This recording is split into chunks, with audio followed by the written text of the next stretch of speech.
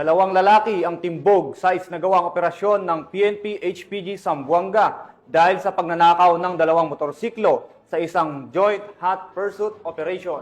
Ang pagkakadakip sa mga sospek ay resulta ng pakikipagtulungan ng mamamayan na mahuli ang mga taong may pananagutan sa batas. Yan ang report ni Patrolwoman Janine Kyle Sorongon. Isang complainant ang dumulog sa HPG na ninakaw ang kanyang motor, kaya agad naman itong inaksyonan ng ating kapulisan na nagresulta sa pagkakaaresto ng dalawang lalaki sa kasong karnaping sa isinagawang joint hot pursuit operation ng mga tauhan ng Regional Highway Patrol Unit 9 sa pangunguna ni Police Lieutenant Ace Ryan Ricanya at sa pamumuno ni Police Colonel John Yupio kasama ang kapulisan ng RID Pro 9, 904th RMFB, Station 2 Zamboanga City Police Station 6 sa Fisheries Drive, Barangay Mampang Rose, Zamboanga City, nito lamang ika-26 ng Hunyo, taong kasalukuyan. Arestado ang mga suspect na sina alias Dennis, 42 anyos na taga-barangay Kulyanan, Zamboanga City at si alias Rayson, 25 anyos na taga-barangay Mampang, Zamboanga City. Na-recover din sa dalawang suspect ang mga ninakaw nilang motor na isang Honda Click na pagmamay-ari ng complainant at isang Honda XRM. Ito naman ang pahayag ni Police Lieutenant Ace Ryan Ricanya, team leader ng Zamboanga City Highway Patrol Team sa nasabing operasyon. Ang Regional Highway Patrol Unit 9 ay nagsagawa ng isang hot pursuit operation.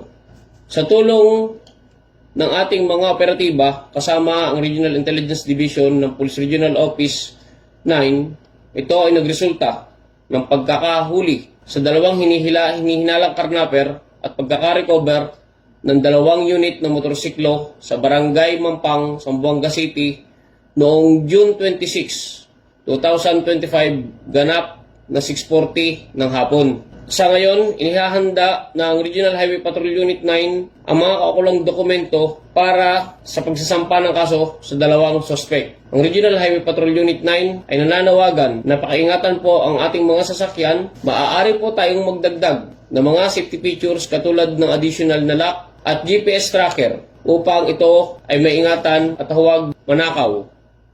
Maaari din po tayong makipag-ugnayan sa pinakamalapit na himpilan ng pulisya kung may makita o mabalitaan po tayong may karnap incident na nangyayari sa inyong lugar. Sapagkat sa bagong Pilipinas, ang gusto ng pulis, ligtas ka. Binasahan ng mga suspect ng kanilang karapatan sa salitang kanilang naunawaan at nasa kustudiya na ngayon ng Zamboanga City Police Station 6 para sa dokumentasyon at tamang disposisyon habang hinihintay ang pagharap ng mga ito sa korte.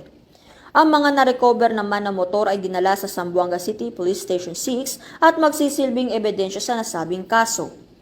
Kami ang Highway Patrol Group, ang kampinyo sa kalsada na patuloy na magbibigay ng serbisyong HPG. Dahil dito sa ating bagong Pilipinas, ang gusto ng pulis, ligtas ka.